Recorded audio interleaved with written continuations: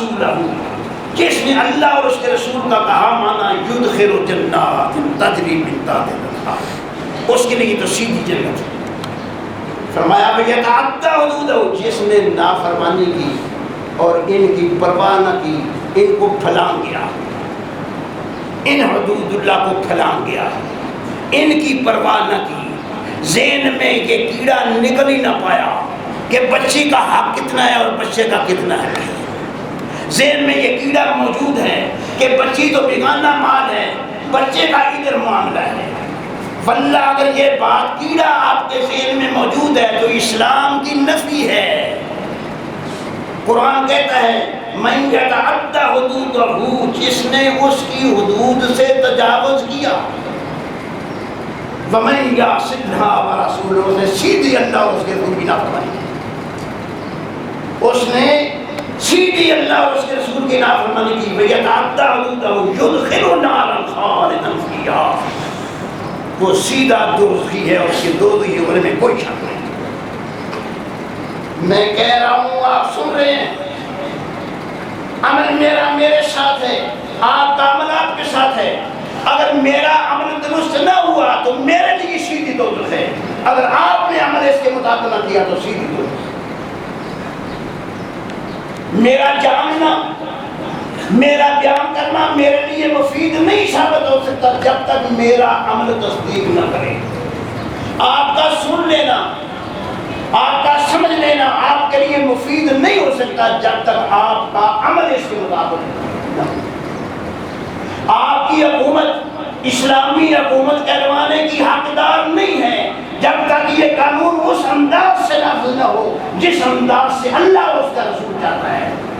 اگر یہ رکھنا اندازی اسی طریقے سے رہی تو ان کے لیے بھی سیدھی دوزخ، اس لیے کہ تم اعلان یہ کیا ہے کہ اس ملک کے اندر کوئی قانون اللہ اور اس کے رسول کے خلاف نہیں بن پائے گا۔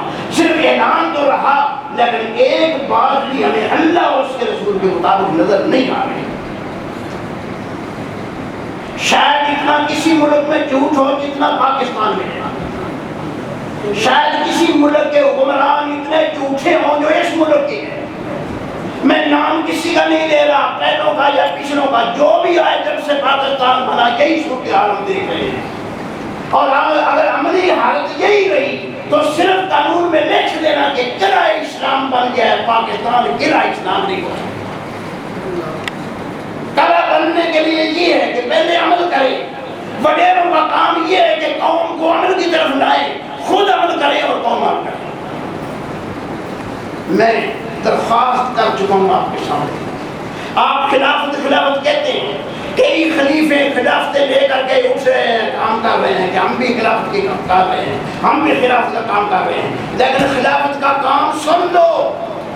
جن لوگ خلافت کی طرف آئے وہ خلافت سے آنے سے پہلے اربوں پتی تھے، خلافت ملی تو بلہ کھانا شام کا ہے تو صبح کی فکر نہیں ہے۔ سبحان اللہ۔ وہ مال کدھر گیا؟ فرمایا وہ مال سارا قوم کا، اس لیے کہ میرا حق اتنا ہی ہے جتنا کم سے کم غریب سے غریب قوم کے اندر موجود ہے۔ سیدنا ابو بکر صدیق پہلے روز خلافت ملنے کے بعد، ہماری تاریخ کہتی ہے، ہماری روایات کہتی ہیں کہ کپڑا لے کر کے نکلے، عمر راستے میں ملے، صحابہ راستے میں مل گیا، ابو بکر کدھر؟ فرمایا کھانا کمانا بھی ہے یا نہیں ہے، خلافت کو نیچے ڈالوں یا اوپر ڈالوں؟ فرمایا اتنا تیرا حق ہے، تیرے بچوں کا جتنا تیرے بچوں کا روزگار کھانا پینا چلتا رہے۔ اللہ کام چھوڑا اور فرمایا جتنا خرچ تمہارا اس شہر کا کم سے کم آدمی کرتا ہے اتنا مجھے دے۔ اپنا خزانہ بھی گیا، ملک کا خزانہ بھی پورا ہے، لیکن ابو بکر بھوکے کا بھوکا ہے، اس لیے کہ خلیفہ بن گیا۔ عمر جو جری تھا اس کی تاریخ آپ پڑھتے ہیں کہ اس خلافت سے پہلے 500 دینار کا قبہ جبہ کوٹ عمر فاروق کے جسم پر دیکھا گیا ہے، لیکن جب خلافت ملی ہے تو خلافت ملنے کے بعد چیچڑے ٹانکے لگائے ہوئے ہیں، اللہ کپڑے پہنے ابو بکر عمر آیا ہے۔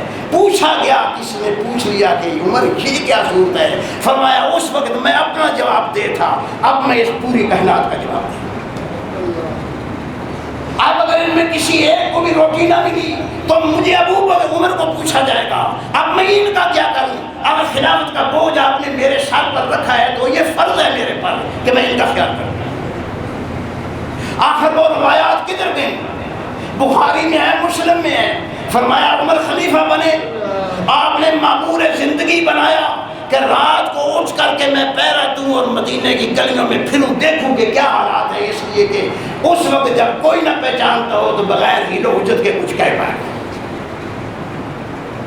تاریخ کہتی ہے، روایات کہتی ہیں کہ ایک دروازے سے 3 بار عمر نکلے، اندر پہ بچے رو رہے ہیں اور ماں کچھ پکا رہی ہے۔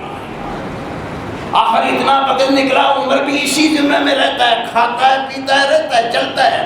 وہ کہتے ہیں کہ مجھے خیال آیا کہ یہ عورت پکا کیا رہی ہے کہ اتنا وقت نکلا ہے، آج تک وہ چیز پکی نہیں پائی۔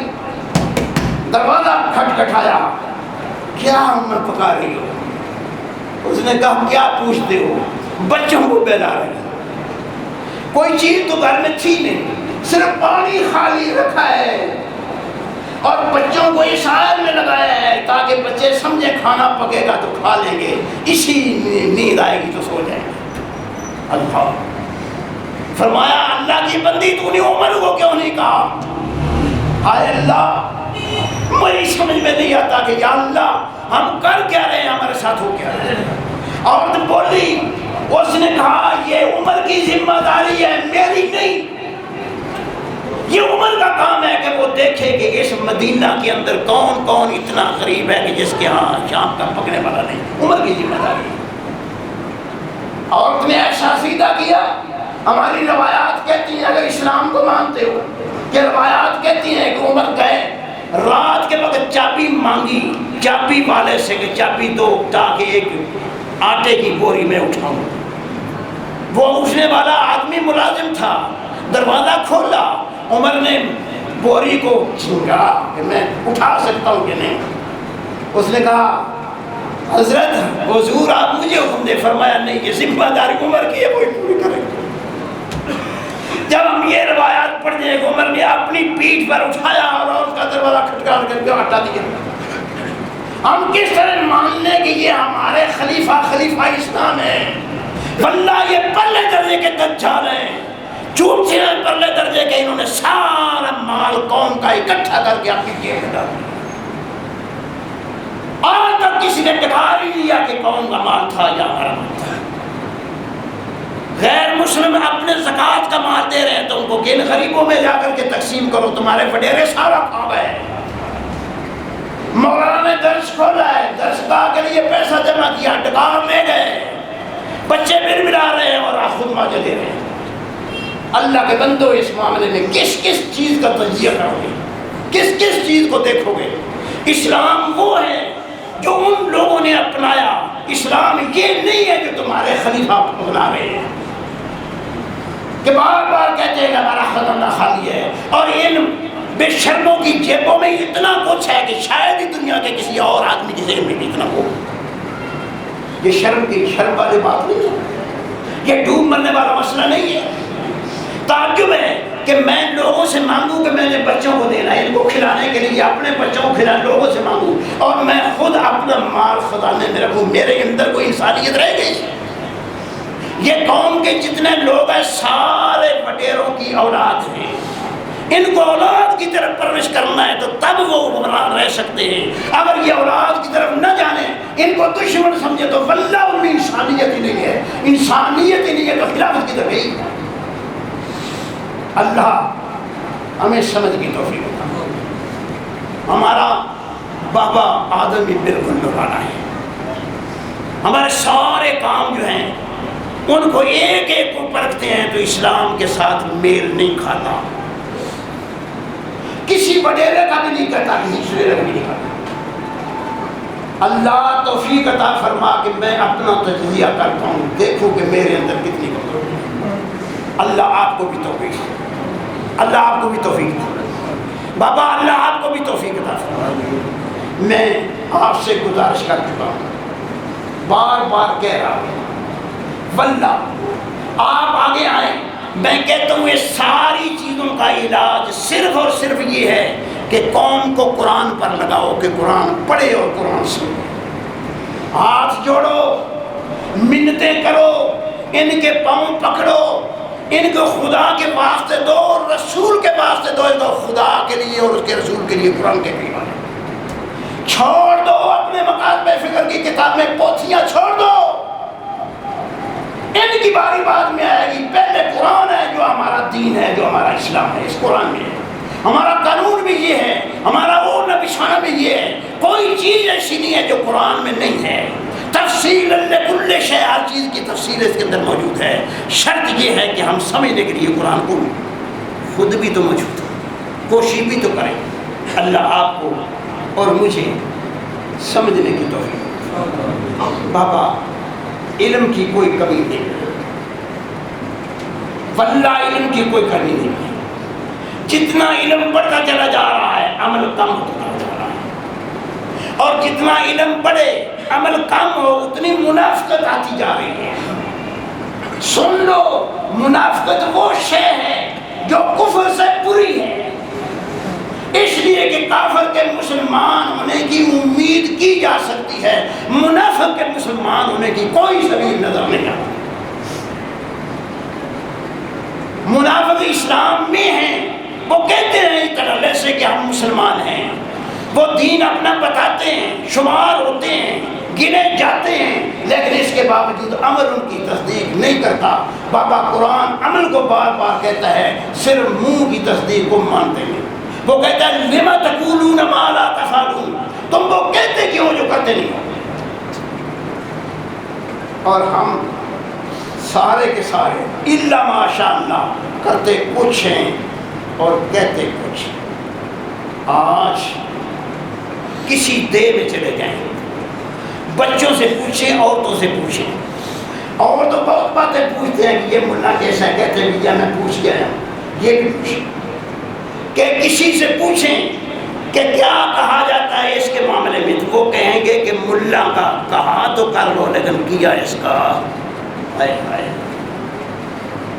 یہ بچوں کے ذہن میں بھی، عورتوں کے ذہن میں بھی، کہ ملا کا کہا ہوا تو سن لو اور کر بھی لو لیکن اس کا کیا، میں کہتا ہوں کہ لعنت ہے، اس کے سوا کیا کہوں، یہ رحمت سے دوری کی علامت، اللہ کی رحمت سے دوری کی علامت ہے۔ اللہ سے دعا مانگو کہ اللہ ہمیں اس کتاب اللہ کے مطابق عمل کرنے کی توفیق عطا فرمائے۔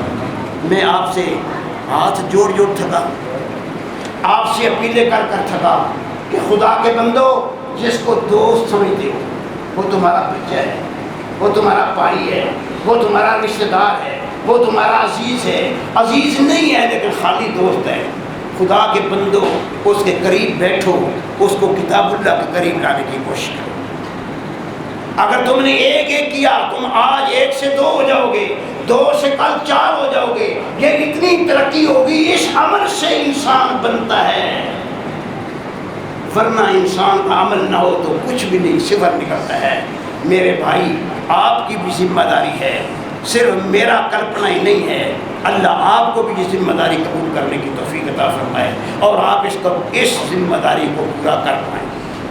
میں نے بار بار آپ سے کہا ہے، آپ شاید سمجھتے ہیں کہ یہ قرآن جو بار بار چھپا کے لایا ہے پتہ نہیں کتنا مال آیا ہے، میرا حساب چیک کرو، دیکھ لو، آپ کو حق ہے، لیکن میں آپ سے کہتا ہوں واللہ یہ کتاب اللہ، میں مر بھی جاؤں تو پیچھے آپ کا کام ہے، یہ ذمہ داری آپ کی کہ اس کو تقسیم کریں، لوگوں کو اس کے قریب لائیں، خود قریب آئیں اور لوگوں کو لائیں، یہ ذمہ داری ہے۔ اگر اس ذمہ داری کو ذمہ داری نہ سمجھا تو یہ نقصان دہ ثابت ہو۔ میاں میرا کام صرف یہ ہے، پاؤں میرے قبر میں ہیں کہ میں پیغام اللہ کا آپ تک پہنچاؤں دوں اور اپیل کروں کہ یا اللہ ان کو سمجھنے کی توفیق عطا فرما، اگر میں غلط ہوں تو میری اصلاح کی سبیل فرما۔ میں حد الامکان قسمیں کھا کر کے تمہیں باور یہ کراتا ہوں کہ جو ہمارے زمانے میں ہو رہا ہے یہ سارا رواج ہے، اسلام جو اصل اسلام کہتے ہیں اس کی شاید کہیں شیبہ بھی نظر نہ آئے۔ الحمدللہ الحمدللہ نحمدہ ونستعینہ ونستغفرہ ونعوذ بالله من شرور أنفسنا ومن سيئات أعمالنا من يهده الله فلا مضل له ومن يضلل فلا هادي له ونشهد أن لا إله إلا الله وحده لا شريك له ونشهد أن محمدا عبده ورسوله أما بعد فإن خير الحديث كتاب الله وخير الهدي هدي محمد صلى الله عليه وسلم وشر الأمور محدثاتها وكل محدثة بدعة وكل بدعة ضلالة وكل ضلالة في النار فأعوذ بالله من الشيطان الرجيم بسم الله الرحمن الرحيم فاللاتي يأتين الفاحشة من نسائكم فاستشهدوا عليهن أربعة منكم فإن شهدوا فأمسكوهن في البيوت حتى يتوفاهن الموت أو يجعل الله لهن سبيلا فاللذان يأتيانها منكم فعلوهما فإن طابا وأصلحا فعرضوهما إن الله كان توابا رحيما. میرے محترم ساتھیوں، دو آیتیں، ان میں دو مختلف مسئلے ایک ہی حیثیت ہے. وہ انشاءاللہ سمجھی رہی تو آئندہ جمعہ میں، لیکن آپ سے درخواست وہ یہ ہے کہ میں ہاتھ جوڑتا ہوں کہ خدا کے لیے یہ سورہ نساء ہے اور اس میں ابتدا ہو رہی ہے. یہ 14-15 آیت ہے، 15-16 آیت. خدا کے لیے اپنے گھر جائیں تو اس کتاب اللہ سے اٹھا کر نیچے جس کا چاہے ترجمہ پڑھیں، سمجھنے کی کوشش کریں، پھر آئیں، پھر دیکھیں کہ یہاں سے کیا کھلتا ہے، ہم پڑھ کے جاتے ہیں. اللہ آپ کو توفیق عطا فرمائے. ربنا لا تزغ قلوبنا